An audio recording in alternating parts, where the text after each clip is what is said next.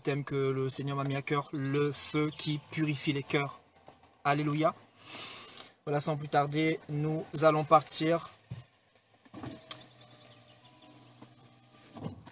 Nous allons partir dans Matthieu 24. Matthieu 24 et nous allons lire à partir du verset 13. Alléluia. Le verset 13 jusqu'au verset 35.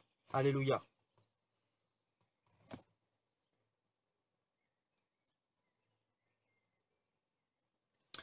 Et voici, ce même jour, 2 disciples allaient à un village nommé Emmaüs, éloigné de Jérusalem de 60 stades, et ils s'entretenaient de tout ce qui s'était passé. Pendant qu'ils parlaient et discutaient, Jésus s'approcha et fit route avec eux. Mais leurs yeux étaient empêchés de le reconnaître. Il leur dit, « De quoi vous entretenez-vous en marchant ?»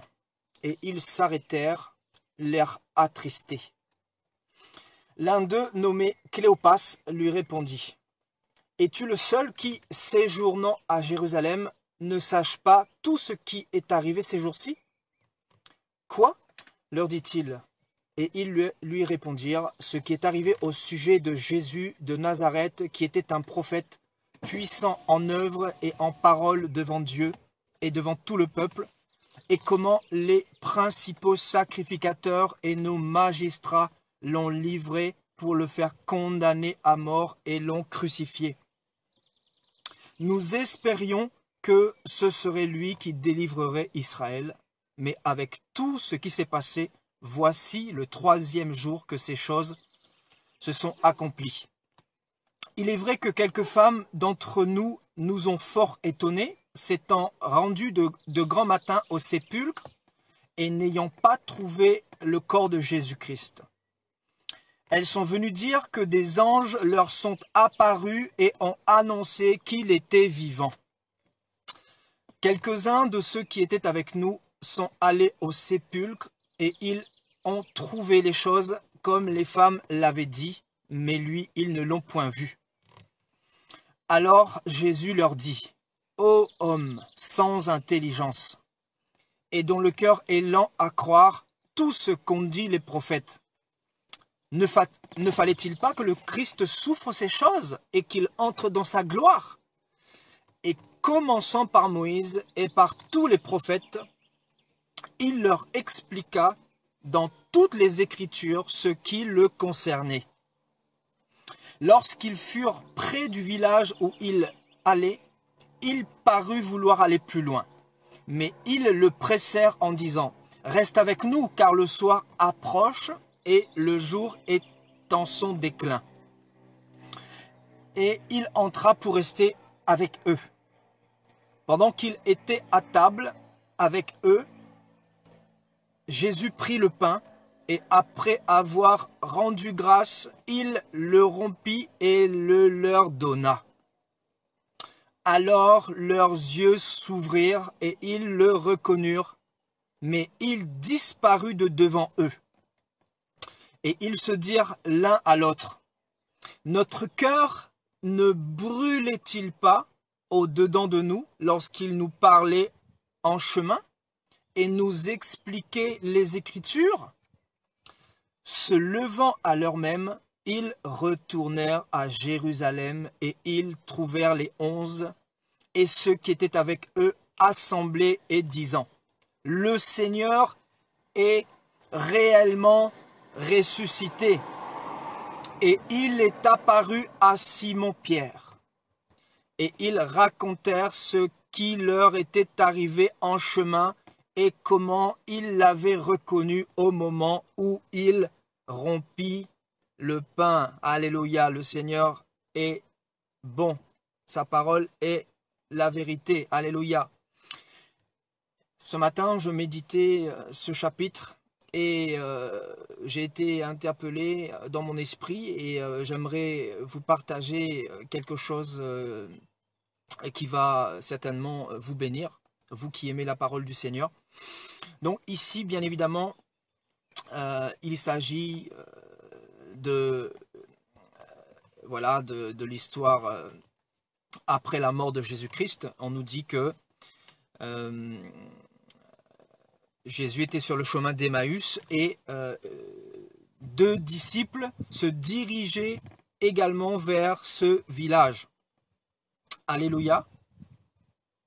Et donc, ils vont rencontrer Jésus-Christ, mais ils ne vont pas se rendre compte que c'était Jésus-Christ concrètement. Donc, ils vont se diriger vers le village qui s'appelle Emmaüs, et sur ce chemin-là, ils vont faire cette rencontre avec le Seigneur. Mais on nous dit que leurs yeux étaient empêchés de reconnaître Jésus-Christ. Donc en fait, ils avaient les yeux complètement voilés. Ils étaient certainement submergés par les émotions, parce que c'était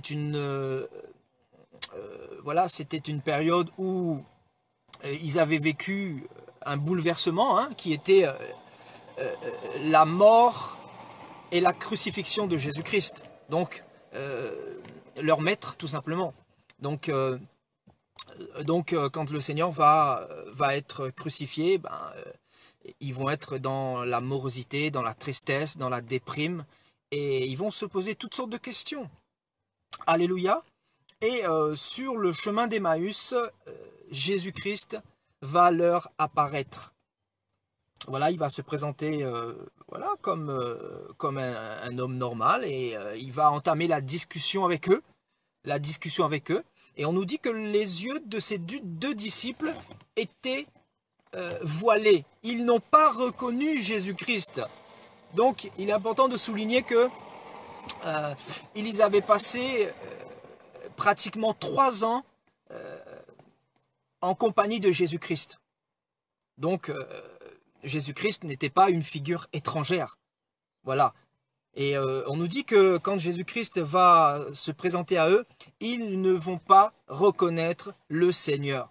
Parce qu'ils étaient tellement certainement submergés par les émotions. Ils étaient dans les émotions et ils étaient troublés. Et donc voilà, ils n'ont pas reconnu le Seigneur. Alléluia. Et le Seigneur au verset 25, il va dire « Ô homme sans intelligence et dont le cœur est lent à croire tout ce qu'ont dit les prophètes. » Le Seigneur leur dira « Ne fallait-il pas que le Christ souffre ces choses et qu'il entre dans sa gloire ?» Et là, il va commencer à leur expliquer les Écritures le concernant. Alléluia. Le Seigneur va leur expliquer les Écritures de Moïse, les Écritures des psaumes, les Écritures dans la loi et les prophètes, le concernant sa mort, sa résurrection, concernant le fait qu'il devait souffrir, qu'il devait être sacrifié pour le péché de l'humanité. Alléluia. Et le Seigneur va faire quelque chose ici dans le verset voilà, dans le verset 30. On nous dit « Pendant qu'il était à table avec les deux disciples », donc Jésus était à table avec les deux disciples, il va prendre le pain et après avoir rendu grâce, il va rompre ce pain et il va leur donner ce pain. Et on nous dit que juste après ce partage fraternel, hein, donc le partage de ce pain, juste après le partage de ce pain, ce partage fraternel, il y a quelque chose qui va se passer. On nous dit au verset 31, « Alors leurs yeux s'ouvrirent et ils le reconnurent, mais le Seigneur Jésus-Christ disparut de devant eux. » On nous dit que juste après la fraction des pains, juste après avoir mangé ces pains, leurs yeux vont commencer à s'ouvrir et ils vont littéralement se rendre compte que c'était le Seigneur Jésus-Christ qui était devant eux. Donc on nous apprend que quand on expérimente la nourriture que le Seigneur donne, les yeux commencent à s'ouvrir. Et donc c'était le cas de ces deux disciples, notamment ici, il s'agit de Cléopas et de Simon, donc les deux disciples de Jésus-Christ. qui vont recevoir ce pain de la main de Jésus-Christ. Et on nous dit que juste après, leurs yeux vont s'ouvrir. Leurs yeux vont s'ouvrir. Alléluia. Donc on apprend que le pain que Jésus donne ouvre les yeux des disciples. Le pain que Jésus donne a pour objectif d'ouvrir les yeux de ses enfants, les yeux de ses disciples, les yeux de ses serviteurs. Alléluia. Donc, ici, il est question, bien évidemment, des yeux physiques, mais aussi des yeux spirituels, parce que les disciples n'avaient pas reçu la révélation de qui était devant eux. Voyez? Donc, ils n'avaient pas la révélation que cet homme était Jésus-Christ. Alléluia. Donc, ils étaient voilés. Ils étaient devant le Jésus de la religion, parce qu'ils n'avaient pas encore reçu ce pain. Voyez, donc, nous savons que dans ce monde, il y a deux Jésus. Il y a le véritable Jésus qui donne le vrai pain et ce pain qui donne la vie. Ce pain qui ressuscite l'âme, l'esprit et le corps. Et de l'autre côté, vous avez le faux Jésus qui donne ce pain rassis. Ce pain qui consiste à t'endormir, qui consiste à te tuer spirituellement, qui consiste à ne pas révéler ton état pécheresse. Ce pain rassis qui consiste à ne pas révéler ton identité pécheresse tout simplement. Donc, ici, avant d'avoir reçu ce pain de la part du Seigneur, des mains du Seigneur, hein, ils voyaient le Seigneur d'une manière religieuse. Il y avait le Jésus de la religion devant eux, selon eux, alors que c'était le véritable Jésus devant eux. Et là, le Seigneur, il va faire quelque chose de très important. Il va leur donner le pain. Et on nous dit que quand ils vont manger ce pain, il y a quelque chose qui va se passer. On nous dit que leurs yeux vont s'ouvrir. Ils vont recevoir la révélation de qui était cet homme. Et ils vont se rendre compte que cet homme était le Seigneur Jésus-Christ qui était mort il y a 3 jours en arrière. Alléluia. Donc Jésus qui venait d'être crucifié. Jésus qui venait d'être mis sur la croix. Jésus qui venait d'être exécuté 3 jours en arrière. Alléluia. Et donc ils vont se rendre compte que effectivement le Seigneur est réellement ressuscité. Et ils se rendront compte de la résurrection du Seigneur quand ils vont manger le pain que Jésus va leur donner. Vous voyez, donc cette notion de nourriture ici est très importante et capitale. On comprend que sans avoir mangé la nourriture que Jésus donne, sans avoir mangé le pain que Jésus donne, on ne peut pas recevoir la révélation du véritable Jésus. Celui qui n'a pas mangé le vrai pain que Jésus donne va avoir une approche de Jésus-Christ d'une manière religieuse. Alléluia, d'une manière religieuse. Et c'était le cas de ces 2 disciples. Bien sûr, ici, il est question de Cléopas et de Simon. On nous dit que Jésus-Christ était devant eux et ils ne vont même pas se rendre compte que c'était le Seigneur qui était devant eux, qui était en train de discuter avec eux. Vous voyez? Il y a eu une discussion qui certainement avait duré peut-être 30 minutes, peut-être 1 heure. Les Écritures ne nous le disent pas. Mais il y avait une discussion qui a été animée. Voilà, les disciples justement parlaient concernant la mort de Jésus-Christ et ne sachant pas que c'était le Seigneur qui était devant eux. Et il leur dira, es-tu le seul à ne pas être au courant de ce qui est arrivé à ce Jésus de Nazareth qui a été lapidé, sur qui on a craché, qui a été mis sur une croix, qui est mort et voilà, et dont on n'a pas encore de nouvelles. Es-tu le seul à ne pas être au courant? Vous voyez, donc il y avait des discussions qui qui se passait entre les deux disciples et Jésus-Christ. Alléluia, gloire à Dieu. Donc, on nous dit que la première chose qui s'est passée pour recevoir la révélation, c'est le pain que ces deux disciples ont mangé. Alléluia. Donc, c'est très très important ici. Donc, on comprend que pour recevoir la révélation de Jésus-Christ, il nous faut manger le pain que le Seigneur donne.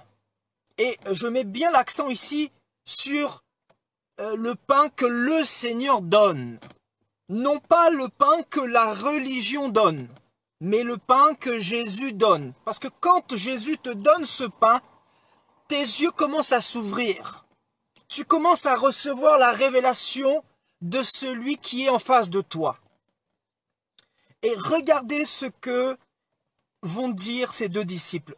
Écoutez très bien, parce que nous rentrons dans notre message. Donc je relis le verset 31. Alors les yeux de ces deux disciples s'ouvrirent et ils le reconnurent, mais Jésus-Christ disparut de devant eux. Donc le Seigneur va disparaître quand ils vont recevoir la révélation de celui qui était devant eux. Donc le Seigneur va disparaître littéralement, il va disparaître. Et le verset 32 ici, on nous dit « Et ils se dirent l'un à l'autre ». Donc les deux disciples se dirent l'un à l'autre. « Notre cœur ne brûlait-il pas au-dedans de nous lorsque Jésus nous parlait en chemin et nous expliquait les Écritures ?» Donc je répète, notre cœur ne brûlait-il pas au-dedans de nous lorsqu'il nous parlait en chemin et nous expliquait les Écritures? Frères et sœurs, ils vont se rendre compte, les deux disciples vont se rendre compte après le départ du Seigneur. Ils vont avoir une discussion et ils vont faire un bilan de cette rencontre avec le Seigneur. Et ils vont dire que leur cœur, dans leur cœur, il se passait quelque chose de particulier. Il y avait un feu qui embrasait leur cœur. Il y avait un feu qui embrasait leur intérieur. Il y avait un feu qui s'animait au niveau de leur cœur. Et donc ce feu, bien sûr, a pris naissance. Ce feu était déjà là. Mais ils ont pu se rendre compte de ce feu après avoir mangé le pain que le Seigneur leur a donné. Alléluia. Donc, frères et sœurs, le feu qui brûle les cœurs ou qui purifie les cœurs. On nous dit que ces deux disciples qui avaient une discussion avec le Seigneur Jésus-Christ vont avoir le cœur en feu. Ils vont avoir le cœur qui brûlait au-dedans d'eux. Alléluia. Tout simplement parce que les élus de Dieu ne peuvent avoir que que de l'amour pour la parole du Seigneur. Parce que quand le Seigneur parle, il ne peut que y avoir des cœurs qui brûlent et des cœurs qui sont purifiés. Alléluia. Et donc ces deux disciples-là étaient en train de se dire, effectivement, le Seigneur, quand on discutait avec lui, il s'est passé quelque chose de grandiose au niveau de notre cœur. Notre cœur brûlait, notre cœur expérimentait quelque chose de particulier. Et donc il y avait certainement la vie qui était expérimentée dans les cœurs de ces deux disciples-là. Donc, les deux disciples se rendaient compte que la parole du Seigneur procurait en eux quelque chose de particulier, quelque chose qui les bouleversait, quelque chose qu'ils n'avaient jamais expérimenté ailleurs qu'avec Jésus-Christ. Parce que ces deux disciples étaient habitués à la parole du Seigneur. Ils étaient habitués parce qu'ils avaient passé environ 3 ans en compagnie du Seigneur. Alléluia. Ils ont été formés par le Seigneur Jésus-Christ. Et quand le Seigneur va mourir, et quand il va ressusciter, et quand il va leur apparaître, il va discuter avec ses deux disciples. Et les deux disciples vont se rendre compte plus tard que à travers ces discussions, leur cœur était purifié, leur cœur était brûlé comme un feu ardent. Donc, frères et sœurs, où je veux en venir ici, nous devons savoir que la parole du Seigneur a pour vocation de brûler nos cœurs. Et quand on parle de feu, on parle de purification. On parle d'un message, d'une parole qui nous purifie dans les profondeurs. On parle du cœur ici. Donc le cœur, c'est vraiment le centre de l'être humain. Donc le Seigneur dira dans Marc 7 que c'est du cœur de l'homme que viennent les mauvaises choses, c'est-à-dire les impudicités, les meurtres, les adultères, les mensonges, les calomnies, voilà toutes les abominations dans la vie d'un homme viennent de son cœur. Et donc, ces deux disciples vont se rendre compte que leur cœur brûlait au-dedans d'eux. Voyez? Donc c'est fort. Ce terme grec veut littéralement dire brûler, un cœur qui brûle, un cœur qui expérimente des flammes terribles. Voyez? Des cœurs qui expérimentent comment dire une purification. Ouais, donc leur cœur était en train d'être purifié par la parole du Seigneur. Donc, la parole du Seigneur, frères et sœurs, a un but bien particulier dans la vie de ses disciples. La parole du Seigneur a pour but de purifier les cœurs, et notamment au niveau du cœur, il y a le péché, il y a les mauvaises intentions, il y a les mauvaises habitudes, il y a les addictions dans lesquelles nous pouvons être, il y a la calomnie, il y a le manque de pardon. Et on nous dit que les deux disciples, en discutant avec le Seigneur, il y a un feu qui était en train de brûler dans leur cœur. Et ce feu était en train de purifier les deux disciples. Et là, ils vont se rendre compte qu'après le départ du Seigneur, qu'effectivement, quand ils vont recevoir la révélation que c'était Jésus qui était devant eux, quand le Seigneur va leur donner le pain à manger, quand le Seigneur va rompre le pain, il va rendre grâce et il va leur donner ce pain à manger. Donc, quand ils auront mangé ce pain, et après la disparition du Seigneur, ils vont se rendre compte qu'effectivement, pendant tout le temps qu'ils ont discuté avec Jésus-Christ, il y a un feu qui purifiait leur cœur. Il y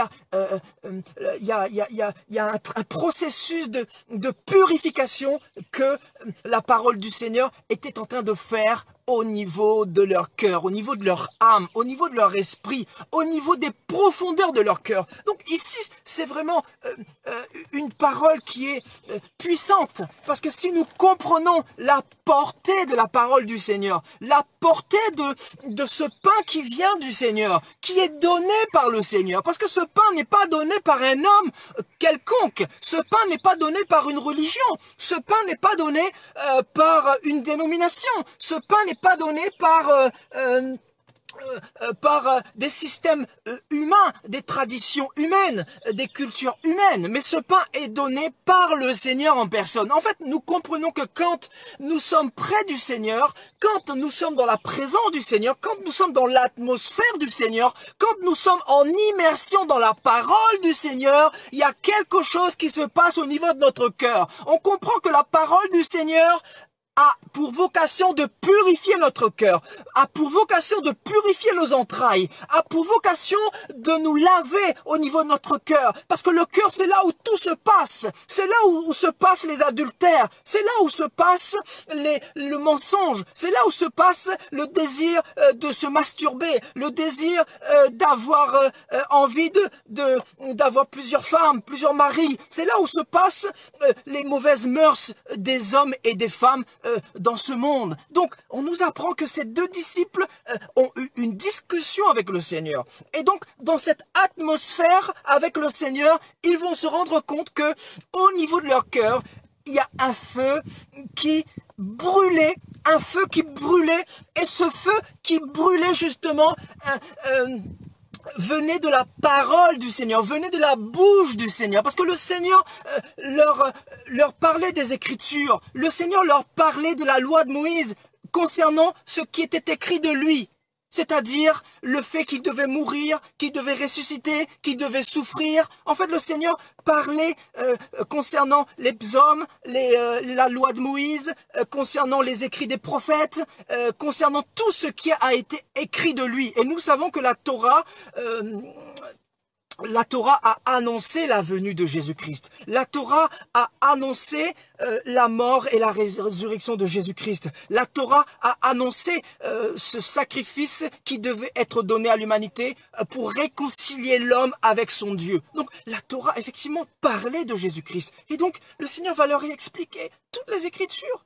Le Seigneur va leur expliquer pourquoi il devait mourir, pourquoi il devait ressusciter, pourquoi il devait souffrir, pourquoi il devait être persécuté, pourquoi il devait mourir en martyr. Donc le Seigneur va leur expliquer toutes ces choses-là. Et donc la parole du Seigneur, nous dit la Bible, était en train de purifier les cœurs de ces deux disciples. Donc la parole du Seigneur a pour but de purifier nos cœurs. Purifier nos cœurs. Et le cœur, c'est là où tout se passe encore une fois. Frères et sœurs, nous n'avons pas besoin de purifier l'extérieur premièrement. Cherchons premièrement à purifier l'intérieur. Parce que si nous avons le cœur purifié, le reste ira tout seul. Le problème de cette génération, c'est que cette génération va plutôt s'occuper de l'extérieur au lieu de s'occuper de l'intérieur. Et frères et sœurs, pour avoir le royaume des cieux, pour entrer dans le royaume des cieux, nous avons besoin d'avoir les cœurs purifiés. Et pour avoir les cœurs purifiés, nous avons besoin d'être dans l'atmosphère du Seigneur. Nous avons besoin d'être dans la méditation de la parole de manière quotidienne. Nous avons besoin de manger ce pain qui est donné de la main de Jésus-Christ. Parce que ici, on nous dit que c'est le Seigneur qui va rompre ce pain. Vous voyez, on nous dit, pendant qu'il était à table avec ses disciples, il prit le pain et après avoir prié et rendu grâce, il va le rompre. Donc il va le casser ce pain-là et il va leur donner de ce pain-là. Et on nous dit, juste après, les yeux de ses disciples s'ouvrirent et ils le reconnurent. Donc ils vont reconnaître officiellement le Seigneur. Ils vont en fait recevoir la révélation de qui était devant eux, frères et sœurs. Ils vont voir que c'était Jésus-Christ qui était devant eux. Donc c'est quand même terrible ici, c'est quand même puissant ici. Donc, frères et sœurs, nous apprenons que le pain que Jésus donne a pour objectif de purifier les cœurs, de purifier l'intérieur de nos cœurs. Et ici, on nous dit que cette parole était un feu dévorant, un feu dévorant. Ce feu agissez en profondeur. Ce feu guérissait en profondeur les personnes qui sont peut-être dans la souffrance. Il y a des personnes qui sont dans la dépression. Il y a des personnes qui ont été rejetées par leur famille. Il y a des personnes à qui on a méprisé toute leur vie. Il y a des personnes qu'on a dit qu'ils étaient rien toute leur vie. Il y a des personnes qui ont été les rejetons depuis le collège, dans leur famille, etc. Il y a des personnes qui ont été calomniées, qui ont été minimisé. Et donc on nous dit que cette parole-là agit comme un feu pour réparer bien sûr premièrement, réparer toutes les blessures, pour réparer tel un médecin qui répare, qui guérit, qui panse les plaies, frères et sœurs. Ce feu a plusieurs rôles. Ce feu a une vertu pour guérir, mais ce feu a une vertu également pour restaurer. Ce feu a vocation de purifier également, c'est-à-dire de laver de tous nos péchés, de toutes nos mauvaises envies, de tous nos mauvais désirs, de toutes nos mauvaises actions, de tout ce dont nous sommes réellement captifs, frères et sœurs. La Bible dit que nous sommes esclaves de ce qui a triomphé de nous. Alors, qu'est-ce qui a triomphé de toi, mon frère, ma sœur? Peu importe ce qui a triomphé de toi. Je ne sais pas dans quel péché tu es. Je ne sais pas dans quel péché tu es actuellement. Mais dis-toi que le Seigneur veut te donner ce pain aujourd'hui. Il veut rompre ce pain avec toi. Il veut le rompre au quotidien avec toi. La Bible dit dans Matthieu 6, quand vous priez, dites: Père, que ton nom soit sanctifié, donne-nous le pain quotidien. Donc ce pain, tu dois l'expérimenter tous les jours si tu veux avoir une victoire dans ta vie chrétienne. Si tu veux avoir la victoire en permanence, tu dois manger ce pain tous les jours. Tu dois expérimenter,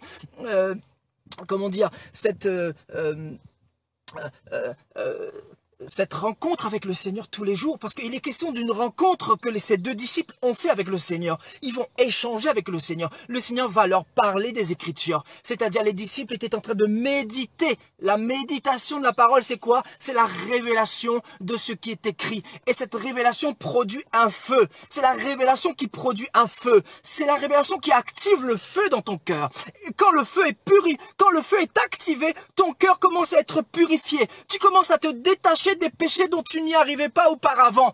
Donc, comment se détacher du péché? Comment se détacher d'un péché? Comment abandonner l'alcool ou la cigarette ou la pornographie ou le mensonge ou la calomnie? C'est tout simplement en mangeant quotidiennement ce pain de vie, Parce que quand tu manges ce pain, la révélation commence à arriver. Et quand la révélation arrive, ton cœur commence à être purifié. Le feu commence à purifier ton cœur. La Bible dit que ces deux disciples vont se parler l'un envers l'autre et ils vont se dire: notre cœur ne brûlait-il pas? Notre cœur ne brûlait-il pas au-dedans de nous quand le Seigneur nous parlait? Notre cœur ne brûlait-il pas au-dedans de nous quand le Seigneur nous parlait? Effectivement, ils vont se rendre compte que quand ils vont recevoir la révélation de Jésus-Christ dans leur cœur, effectivement, avant qu'ils aient reçu la révélation,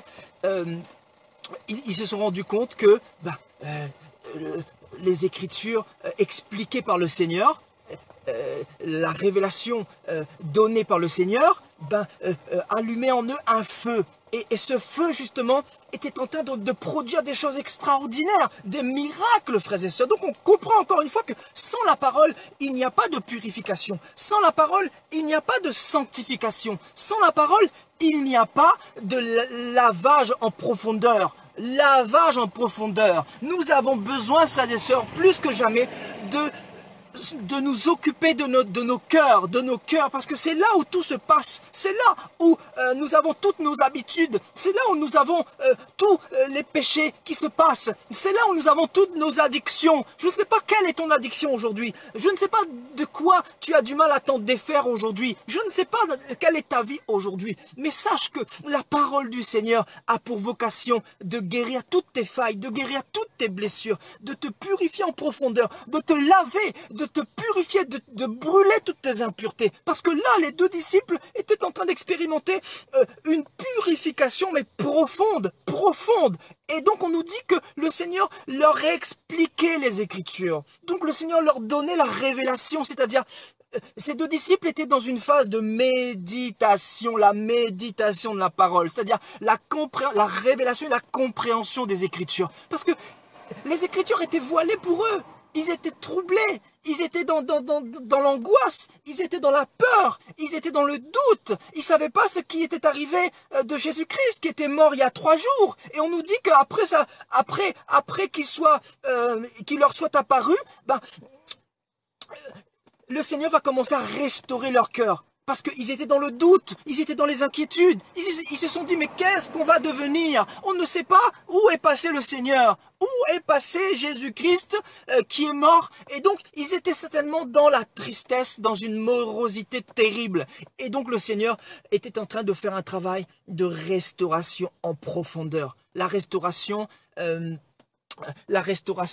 se fait au niveau du cœur, Et la restauration a pour but de nous permettre de garder la foi. Parce que ces deux disciples-là, certainement, ils étaient ébranlés dans leur foi. Ils avaient mis toute leur confiance, toute leur espérance en Jésus-Christ. Et le Seigneur venait d'être crucifié et ça faisait déjà 3 jours qu'ils n'avaient aucune nouvelle de Jésus-Christ. Déjà 3 jours. Ils se sont dit 1 jour, 2 jours, 3 jours. Mais que va-t-on devenir?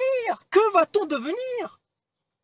Il est où notre Sauveur? Il est où le Messie qu'on nous a promis dans la Torah, dans la loi de Moïse? Donc, ils étaient complètement ébranlés, ils étaient complètement troublés. Et donc, le Seigneur va faire un travail de purification au niveau de leur cœur, un travail de restauration profonde, un travail pour enlever le doute, pour enlever les incertitudes, pour planter la racine de la foi, cette racine inébranlable, cette racine qui consiste à marcher par la parole, cette racine qui consiste à mettre sa confiance et sa foi en Dieu, même si nous ne voyons pas physiquement le Seigneur, parce que nous ne voyons pas le Seigneur physiquement, mais nous devons le voir par la foi. Et si nous voulons voir le Seigneur par la foi, nous devons être à sa table tous les jours. Et quand on est à sa table, le Seigneur nous donne à manger. Le Seigneur nous donne à manger. Et quand le Seigneur nous donne à manger, il y a quelque chose qui se passe en nous, frères et sœurs. Il n'y a pas d'autre secret. Quand le Seigneur te donne de ce pain à manger, ton cœur commence à être guéri. Ton cœur commence à être purifié. Tes péchés commencent à se détacher d'une manière naturelle. Tes péchés commencent à s'évaporer d'une manière naturelle. Tu commences à expérimenter de la haine pour le péché. Tu commences à changer d'attitude. Tu commences à rentrer dans une nouvelle vie. Tu commences à être dans la lumière. Tu commences à expérimenter la naissance d'en haut. La naissance d'en haut s'expérimente à travers la parole de Dieu, à travers la méditation du Seigneur, à travers la révélation du Seigneur. Alléluia. Donc, on nous dit que leur cœur était en train d'être purifié. Leur cœur brûlait au-dedans d'eux. Ils disent voilà la phrase suivante. Notre cœur ne brûlait-il pas au-dedans de nous lorsque Jésus-Christ nous parlait en chemin? Vous voyez? Et donc, la prédication du Seigneur Jésus-Christ, la parole du Seigneur doit provoquer en vous, en vos cœurs, une brûlure ultime, une brûlure qui consiste à vous maintenir éveillé, vous maintenir allumé. Parce que le feu, bien sûr, vient activer des flammes. Le feu vient vous maintenir en éveil. Le feu consiste à permettre à votre lampe de rester allumée et éclairée, frères et sœurs. Parce que quand vous êtes éclairé, vous n'êtes pas dans les ténèbres. Quand vous êtes éclairé, vous ne marchez pas dans les ténèbres, c'est-à-dire dans le péché. Vous n'êtes plus dans l'obscurité. Donc en fait, on comprend que c'est la parole du Seigneur qui active cette flamme, qui brûle nos cœurs et qui allume cette lumière que nous sommes, cette lampe, parce que nous sommes considérés comme une lampe. Et cette lampe ne doit pas rester sous le bureau, dira le Seigneur. Cette lampe doit rester sur le bureau pour éclairer toute la pièce, pour éclairer tous ceux qui entrent dans la pièce. Vous voyez? Donc, frères et sœurs, c'est la parole du Seigneur qui manifeste en nous la transformation, la métamorphose, le changement radical. Si nous voulons vraiment rentrer dans une vie victorieuse, nous devons vraiment être immergés dans la méditation avec le Seigneur. Nous devons véritablement essayer de comprendre les Écritures et demander au Seigneur de nous expliquer les Écritures. Et frères et sœurs, chaque prédication que vous pouvez entendre, que vous pouvez écouter, c'est-à-dire vous tout seul chez vous avec le Seigneur, ou avec le Saint-Esprit, ou avec un homme de Dieu, ou avec un serviteur, ou avec un frère, peu importe, doit vous permettre, toute prédication doit vous permettre de ressentir ce feu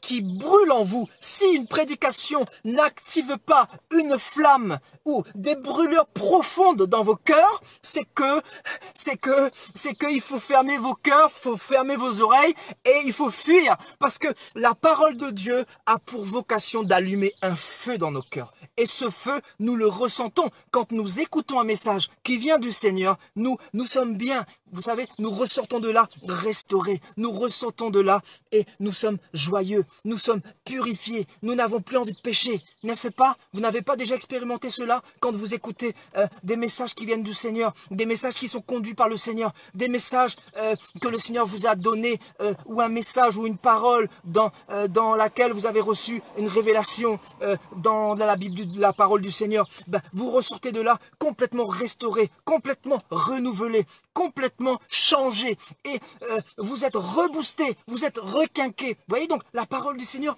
a ce but-là, frères et sœurs. La parole du Seigneur a ce but-là, c'est-à-dire de nous purifier en profondeur. Alléluia. Donc frères et sœurs, nous devons constamment veiller à ce que nos cœurs soient purifiés. Et pour avoir le cœur purifié, pour avoir un cœur qui brûle, pour avoir un cœur qui expérimente les flammes du Seigneur, c'est-à-dire les flammes de celui qui nous a créés, c'est-à-dire les flammes de la parole de celui qui nous a créés, parce que Jésus est la parole. Donc, quand nous expérimentons cette parole-là, il y a quelque chose qui se passe au niveau de notre cœur. Vous comprenez? C'est pour ça que la parole du Seigneur est une semence voilà, qui est la plus importante, la semence que nous ne devons pas négliger. Vous comprenez?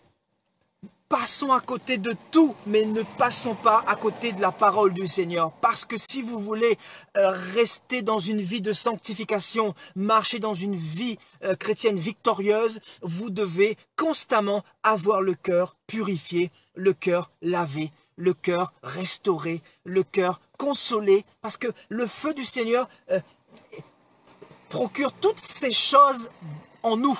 Vous comprenez?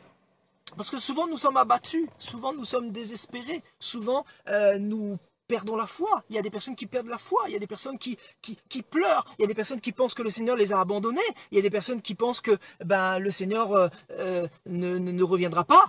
Il y a des personnes qui sont dans les doutes, il y a des personnes qui sont malades et qui se posent des questions.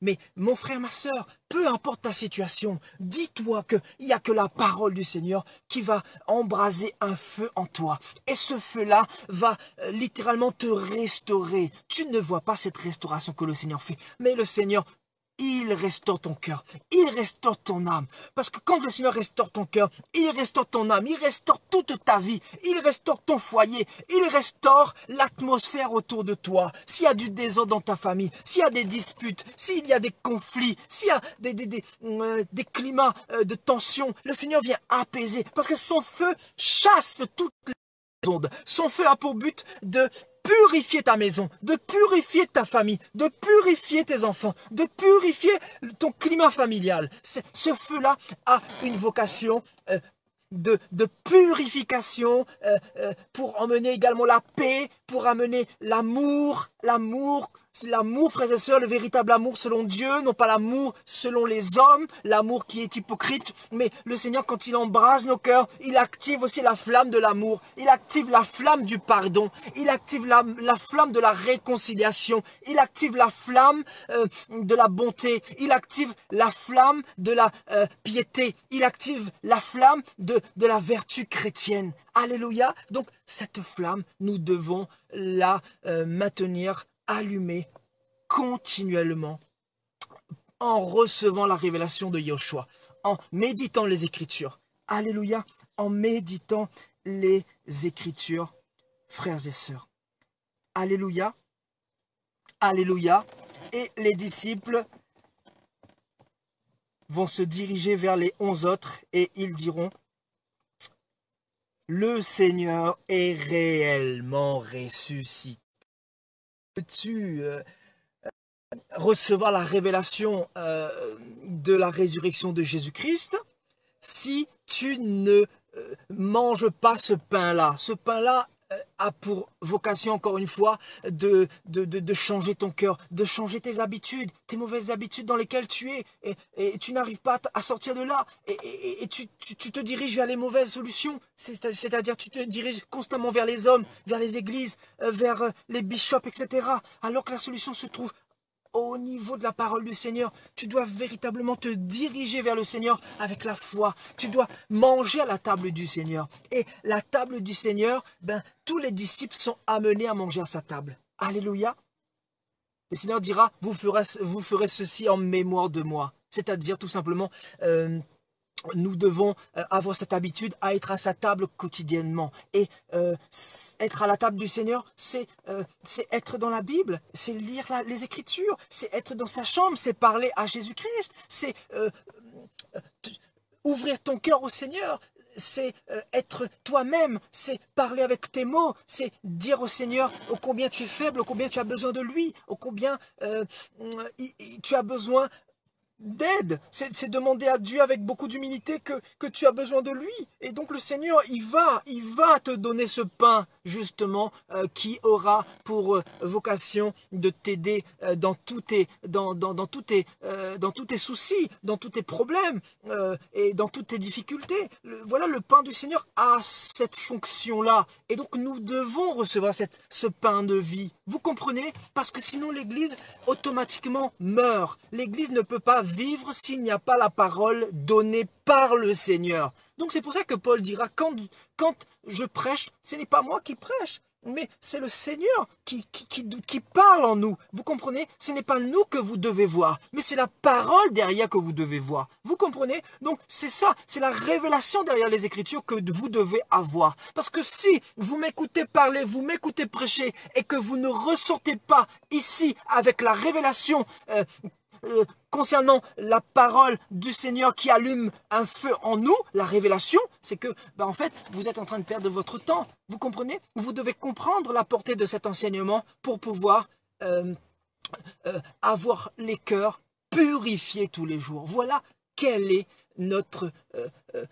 objectif en tant que disciple de Yahushua. L'objectif, c'est bien sûr d'avoir des cœurs purifiés, d'avoir des cœurs lavés, d'avoir des cœurs restaurés, d'avoir des cœurs remplis de la confiance et de la foi dans le Seigneur, peu importe les obstacles, peu importe les difficultés, peu importe les épreuves, etc. Frères et sœurs. Alléluia. Alléluia. Allons dans 1 Pierre au chapitre 1.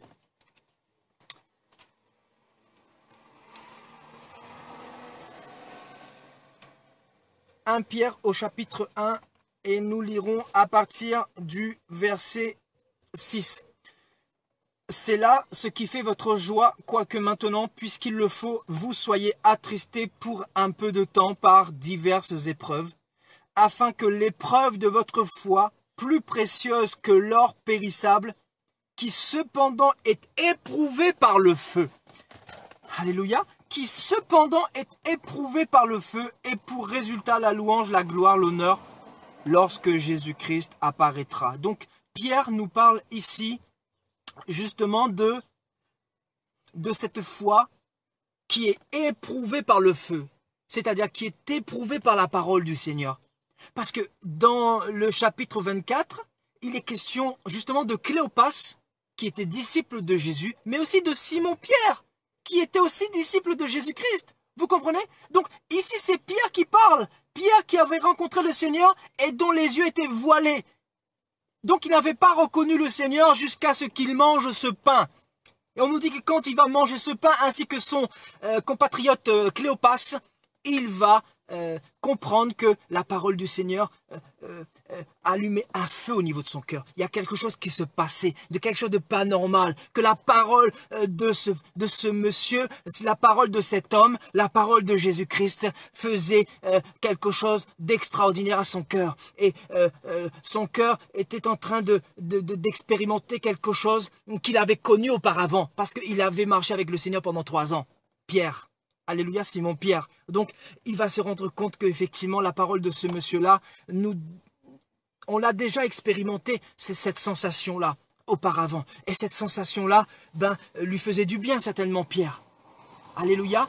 Le Seigneur a dit que celui qui croit en lui, même s'il meurt, il vivra. Donc la parole du Seigneur nous donne la vie éternelle. Jésus est la vie éternelle. Et donc cette parole, en fait, a pour objectif de purifier nos cœurs. Et donc, pourquoi purifier? Pour nous ressusciter. Alléluia. Pour nous ressusciter. Pourquoi ressusciter? Parce que nous nous rendons compte clairement que le Seigneur est réellement ressuscité. Et quand nous comprenons que le Seigneur est réellement ressuscité, nous vivons avec cette démarche de porter notre croix. Alléluia, c'est-à-dire porter sa croix tous les jours. Et porter sa croix consiste à dire au Seigneur, purifie-nous de toutes nos impuretés tous les jours. Brûle nos cœurs afin que tous nos péchés, toutes nos impuretés soient enlevées, soient arrachées. Oui, donc ici, les deux disciples vont parler de quoi? Du cœur. Ils ne vont pas parler d'un autre membre, mais du cœur. Encore une fois, le cœur, c'est là où tout se passe. C'est là où tout se passe. C'est-à-dire nos mauvaises actions ainsi que nos bonnes actions. Et donc, nous savons que l'homme est environné de plutôt le péché que des bonnes choses. Parce que l'homme est attiré vers le mal. Alléluia. Et donc, la parole du Seigneur a pour but justement d'éprouver nos cœurs, de laver nos cœurs, de brûler nos cœurs en fait, vous voyez, afin que nous ressortions de là à chaque fois, restaurés, c'est-à-dire sanctifiés, lavés, purifiés. Voilà, vous pouvez utiliser tous les termes que vous voulez, mais le but encore une fois de la parole du Seigneur, c'est que nous puissions ressortir de là à chaque instant régénéré. C'est pour cela que chaque prédication, chaque moment que vous passez avec le Seigneur, chaque méditation profonde que vous expérimentez avec le Seigneur doit procurer en vous un feu qui vous purifie, qui vous lave, qui vous maintient dans la foi, qui vous maintient dans une vie de sanctification, qui vous maintient dans une vie de purification, qui vous maintient dans une vie de confiance envers le Seigneur. Alléluia. Dans une vie de bénédiction envers ses ennemis. Dans une vie d'amour envers son prochain. Dans une vie de bonté envers les gens qui t'entourent. Dans une vie de bon témoignage envers les gens qui te voient tous les jours. Alléluia. C'est ça, le témoignage. Nous devons garder notre témoignage. Et comment garder notre témoignage? C'est bien sûr en ayant les cœurs purifiés. Purifié, frères et sœurs. Et ici, Pierre, qui a rencontré le Seigneur, justement dans Luc 24 là-bas, il va dire, voilà, il va dire, hein, donc, il va parler de ce feu, voilà. Donc, notre foi qui est éprouvée par le feu. Alléluia. Alléluia, gloire à Dieu. On va partir dans Zacharie 13. On va avoir encore deux petits versets avant de se laisser. Donc, Zacharie 13. Alléluia. Et nous lirons verset 7, à partir du verset 7. Épée, lève-toi sur mon berger et sur l'homme qui est mon compagnon, dit l'Éternel des armées. Frappe le berger et que les brebis se dispersent. Et bien sûr, ici, c'est une prophétie qui concerne justement la période de Jésus-Christ. Voilà, on nous dit que les disciples se sont enfuis quand Pilate et les principaux sacrificateurs sont venus chercher le Seigneur. Donc, ils ont pris la poudre d'escampette, justement. Donc, c'est la période bien spécifique de la mort et la résurrection de Jésus-Christ. Vous voyez, donc, frappe le berger et que les brebis se dispersent. Et je tournerai ma main vers les faibles. Dans tout le pays, dit l'Éternel, les 2/3 seront exterminés, périront, et l'autre tiers qui restera, je mettrai ce tiers dans le feu. Je mettrai ce tiers dans le feu et je le purifierai comme on purifie l'argent. Je l'éprouverai comme on éprouve l'or. Il invoquera mon nom et je l'exaucerai. Je dirai c'est mon peuple et il dira l'Éternel est mon Dieu. Donc ici il est question d'une prophétie qui concerne Israël. Le Seigneur dit que pendant cette guerre d'Armageddon, 2/3 d'Israël vont périr. Et il dit, il va mettre un tiers, le tiers restant dans le feu. Donc il va éprouver Israël dans le feu. Dans le feu, bien sûr, de la purification. Dans le feu qui consiste à se débarrasser des impuretés. Alléluia, le feu a une vertu d'enlever les impuretés, les mauvaises semences, etc. Alléluia, donc le Seigneur parle également de ce feu concernant Israël. Donc on comprend que le feu du Seigneur a pour vocation de purifier, mais aussi d'éprouver. Alléluia, ça nous éprouve pour savoir si nous voulons aller plus loin avec le Seigneur, pour savoir véritablement si nous aimons le Seigneur. Alléluia, donc il nous faut expérimenter ce feu, et ce feu, ce n'est pas quelque chose d'agréable toujours, parce que souvent nous sommes accrochés, nous sommes attachés avec nos mauvaises habitudes. C'est peut-être ta cigarette, je sais pas, c'est peut-être ta bouteille de vodka, c'est peut-être tes mauvaises compagnies, c'est peut-être les boîtes de nuit, c'est peut-être la masturbation, je sais pas, c'est peut-être la convoitise, c'est peut-être une femme avec qui tu es et tu n'es pas marié, je sais pas avec quoi,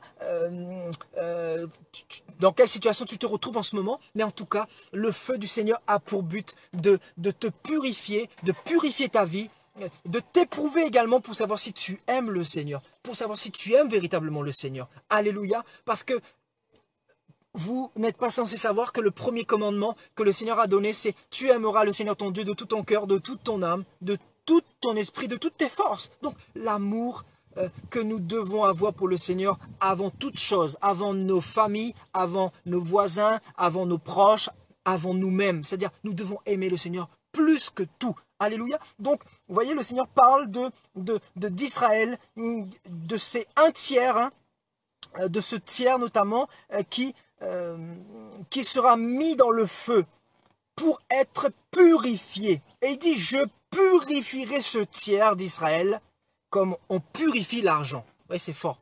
Vous voyez, c'est-à-dire, le but de cette purification, c'est d'enlever les impuretés, c'est d'enlever les agents étrangers. Alléluia, c'est d'enlever ce qui est impur, ce qui n'est pas saint, ce qui n'est pas parfait, ce qui est impur tout simplement, frères et sœurs. Alléluia. Donc, voilà, donc nous allons partir également dans Hébreux 12 pour terminer. Voilà, Hébreux chapitre 12. Et nous lirons au verset 29.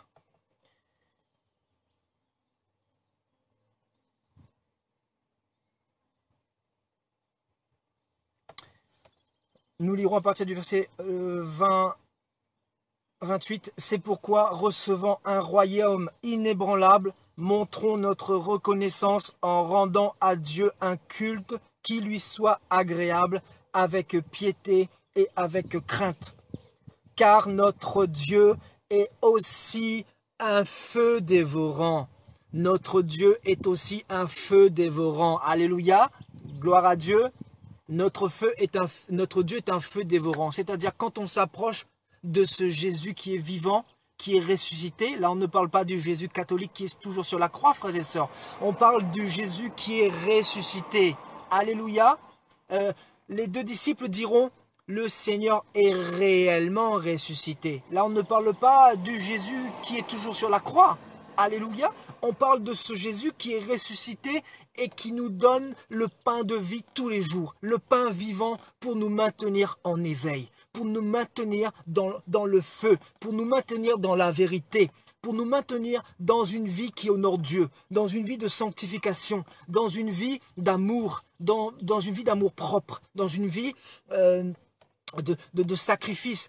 Le fait de se donner en sacrifice pour le Seigneur tous les jours, de nous examiner, de regarder ce qui reste encore à être purifié en chacun d'entre nous. Parce que frères et sœurs, nous avons besoin d'expérimenter ce feu. Chacun d'entre nous, moi le premier, je vous le dis, tous les jours, si je médite la parole du Seigneur, c'est pour justement expérimenter ce feu dans mon cœur. Parce que je veux avoir le désir de plaire à mon Dieu. Je veux avoir le désir d'honorer mon Dieu. Je veux aussi être auprès de mon Dieu après mon passage terrestre. Parce que nous sommes, frères et sœurs, en mission sur la terre. Nous sommes étrangers et voyageurs sur la terre. Nous ne demeurerons pas sur la terre éternellement. Et donc, pendant que nous sommes sur cette terre, approchons-nous du Seigneur, méditons sa parole, examinons les Écritures, recevons l'instruction du Seigneur, afin de ressortir de là toujours purifiés. C'est pour cela que nous avons besoin de passer du temps dans la présence du Seigneur. Nous avons besoin de passer du temps dans la présence de Jésus-Christ. Nous avons besoin de la parole qui est la révélation du Seigneur pour pouvoir nous débarrasser de toutes nos impuretés, pour pouvoir expérimenter la sanctification tous les jours, pour pouvoir être consolé, pour pouvoir être restauré. Parce que frères et sœurs, ce n'est pas facile tous les jours. Il y a des jours avec, il y a des jours sans, comme dit la parole. Chaque jour suffit à sa peine. Et donc, nous avons besoin de cette parole qui fait fonction de restauration, de consolation, de purification, de sanctification. Vous voyez, cette parole, en fait, elle nous guérit en profondeur. Alléluia. Je ne sais pas si vous avez compris la portée de ce qu'ont dit les deux disciples. Je vais y revenir avant de se quitter. Alléluia. Vous voyez donc, notre Dieu est aussi un feu dévorant. Alléluia. Il est un feu dévorant. Si tu t'approches de lui, il faut savoir que tu vas laisser tes plumes. Parce que le feu va consumer tes plumes d'égoïsme, tes plumes d'iniquité, tes plumes d'imperfection. Le Seigneur va t'éprouver comme il le faut. Le Seigneur va te purifier comme il le faut. On ne peut pas s'approcher de Jésus-Christ, le véritable Jésus-Christ, et sortir de là comme autrefois, comme auparavant. Les deux disciples, avant de connaître le Seigneur, il n'y avait pas le feu qui brûlait en eux. Il n'y avait pas ce feu. Il n'y avait pas ce feu. Non. Et quand ils ont commencé à marcher avec le Seigneur, à suivre le Seigneur, à écouter les enseignements du Seigneur, à entendre les paraboles du Seigneur et aussi la révélation, parce que le Seigneur a dit, cela vous a été donné de connaître les mystères du royaume des cieux. Donc les mystères en fait sont donnés aux enfants. Les mystères sont donnés aux disciples. Et les mystères du royaume des cieux, c'est quoi? C'est les oracles de l'Éternel qui produisent en nous une purification. Alléluia. Et pour être purifiés, nous devons nous approcher du Seigneur. Nous approcher du Seigneur et nous devons demeurer dans son atmosphère. En fait, quand nous demeurons dans son atmosphère, nous expérimentons des choses magnifiques. Je vous dis, à des moments, quand je ressors de la présence du Seigneur, quand je ressors de la méditation de la parole du Seigneur, je ressors de là, mais tellement reboosté, tellement restauré. Je me dis, mais Seigneur, mais tu es magnifique. Mon cœur dit au Seigneur, je t'aime Seigneur. Tu m'as tellement fait du bien. Et vous savez, ce qu'on reçoit du Seigneur, on ne le garde pas pour nous. C'est-à-dire, on vous le partage. Vous voyez? Donc, tout ce que je reçois du Seigneur, je le note sur un cahier pour ne pas perdre. Parce que je reçois tellement de choses. Et ce que je reçois, ben, je le partage avec vous. Et si vous recevez des choses un jour, vous pouvez aussi les partager avec les frères et sœurs. Alléluia. Parce que ce que nous recevons, c'est la vie. Alléluia. Parce que derrière la révélation, il y a la vie. Et la vie, le Seigneur veut la planter en nous. Et la vie qui est plantée en nous, nous purifie, nous lave et nous sanctifie. Alléluia. Je vais revenir sur Luc 24 et sur le verset 32. Et ils se dirent l'un à l'autre, notre cœur ne brûlait-il pas au-dedans de nous lorsque Jésus nous parlait en chemin et nous expliquait les Écritures? Comprenons que pour avoir le cœur qui brûle, pour avoir le cœur embrasé par le Seigneur, nous devons entendre les Écritures. Nous devons comprendre les Écritures. Voyez? Entendre puis comprendre les Écritures. Parce que si vous ne comprenez pas les Écritures, vous allez ressortir de là de manière stérile. Il va rien se passer, il va rien se produire et vous n'allez pas expérimenter la guérison ou le processus que le Seigneur veut faire dans vos cœurs. Alléluia, c'est pour ça que la parole a une portée vraiment de guérison, de restauration. Alléluia, la parole du Seigneur a une portée médicinale en fait. Il guérit. Le Seigneur est le médecin par excellence. Le Seigneur, il est le bon berger. Il nous donne le bon pâturage. Il nous donne le bon pain. Il nous donne le pain vivant. Aïe, aïe, aïe, aïe, aïe. C'est magnifique ce passage-là, frères et sœurs, parce que on nous dit que le Seigneur, pendant qu'il était à table avec ses 2 disciples, il va prendre le pain et après avoir rendu grâce, il va le rompre. Il va rompre ce pain et il va leur donner de ce pain. Aïe, aïe, aïe, aïe, aïe. On nous dit que quand ils ont croqué dans ce pain, quand ils ont mangé ce pain-là, il y a quelque chose qui s'est passé au niveau de la révélation, au niveau de leurs yeux spirituels. Leurs yeux se sont ouverts. On nous dit que leurs yeux se sont ouverts. On nous dit que leurs yeux se sont ouverts. Aïe, aïe, aïe, aïe, aïe. Donc, le pain que Jésus donne a pour but d'ouvrir tes yeux spirituels. Premièrement, c'est-à-dire, tu as les yeux ouverts concernant la révélation. Tu reçois la révélation. Et la révélation active aussi le feu. Active le feu. La révélation a pour but d'embraser ton cœur. D'embraser ton cœur. Et ton cœur, quand tu ressors de là, est complètement restauré, guéri, transformé, frères et sœurs. C'est pour cela que vous avez des personnes dans ce monde qui peuvent abandonner plus facilement le péché que d'autres. Vous savez pourquoi? Parce qu'ils ont expérimenté la parole du Seigneur. Frères et sœurs, la parole est très importante.